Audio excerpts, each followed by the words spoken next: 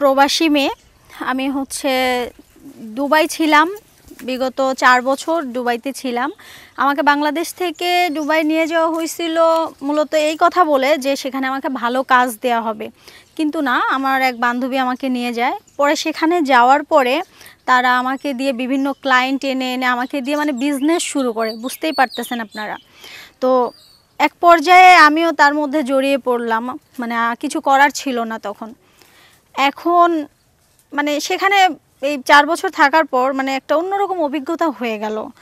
মানে ওখানে আর ভালো লাগতেছিল না আমার, মানে মানুষকে বিশ্বাস করে সেখানে গেলাম, অথচ ভালো কাজের কথা বলে তারা আমাকে দিয়ে এসব করিয়ে নিত। তো যাই হোক, টাকা পয়সা অনেকই হয়েছে, টাকা পয়সা হতে কম হয়নি, সব কিছুই হয়েছে। কিন্তু এখন আমি দেশে চলে আসছি, আজকে 10 দিন হচ্ছে আমি বাংলাদেশে চলে আসছি। আমি সেখানে আর যেতে চাই না। তো এখন কীরকম ছেলে চাচ্ছেন? এখন আমি আসলে চাচ্ছি যে দেশে যেহেতু চলে আসছি, নিজে নামাজ কালাম পড়বো, সুন্দরভাবে চলাফেরা করব, এবং সাধারণ একদম মধ্যবিত্ত ঘরের একটা ভালো মনের একটা মানুষ দরকার।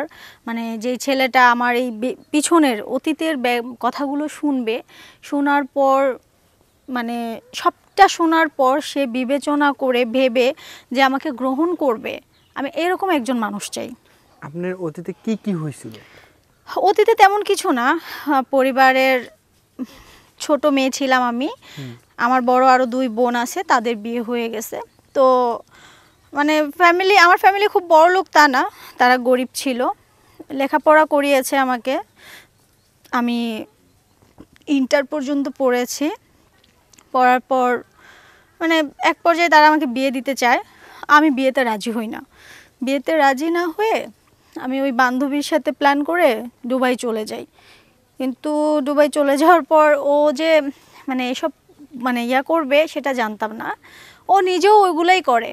তো ও বলছে আমি ওখানে ভালো কাজ করি, তুই যাবি? পরে আমি ওর সঙ্গে গেলাম, বললামই তো। তারপর এখন যাই হোক, আমি চাই আমার জীবনের সমস্ত কাহিনী, সমস্ত ঘটনা শোনার পর যে মানুষটা মানে যে ব্যক্তিটা আমাকে মেনে নেবে, আমি এরকম কাউকে চাচ্ছি। টাকা পয়সা যা লাগে আমি সব দিব, সে দিন এনে দিন খাবে, খেটে খাবে, এরকম মানুষ হলেও আমার কোনো আপত্তি নেই, কিন্তু মানুষটা যেন আমাকে মেনে নেয়।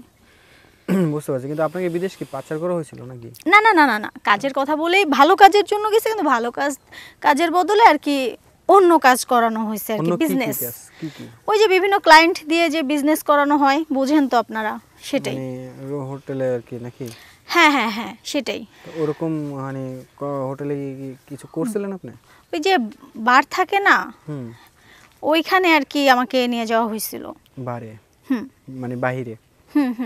বাহিরে যে বারে ছিলেন, তো কোনো ক্লায়েন্টের সাথে কি আপনার কি কোনো কিছু হয়েছে? ক্লায়েন্টের সাথে হবে, এটাই তো স্বাভাবিক, ওখানে 4 বছর ছিলাম, অবশ্যই হবে। ওটা হয়েছে কারণে আপনি এখন বলতেছেন যে অতীতের কথা জেনে এরকম যে আমাকে মেনে নিবে, তার জন্য আমি যে টাকা পয়সা বাড়ি গাড়ি যা কিছু করছি, সে আমারগুলাই খেয়ে পড়ে থাকবে, কোনো সমস্যা নেই। সে কি করতেছে না করতেছে মানে তার কি আছে না আছে সেটা আমি দেখবো না, সে গরিব হোক, কোনো সমস্যা নেই আমার।